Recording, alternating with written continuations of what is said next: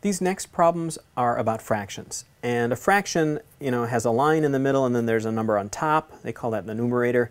And a number on the bottom, they call that the denominator. Well, the number on the bottom is the total number of chunks in something. So look at this rectangle. The rectangle is the whole thing. And there are 1, 2, 3, 4, 5, 6 chunks that could possibly be filled in. Maybe not all of them will be, but there's a total of 6 chunks here. So that's what goes in the bottom in the denominator.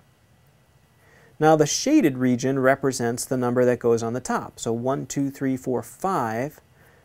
This figure is 5/6 shaded, or 5 out of 6 little boxes are filled in.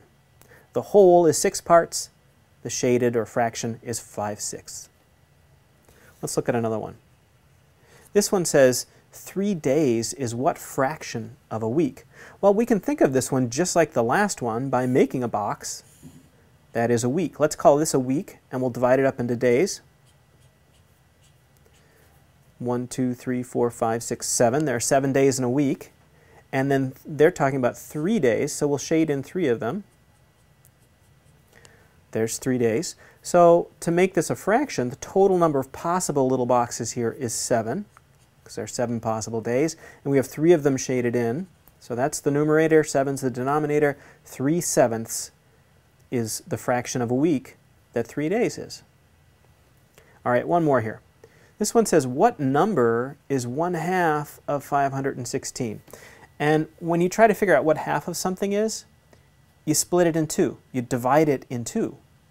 So you could do this as 516 divided by 2.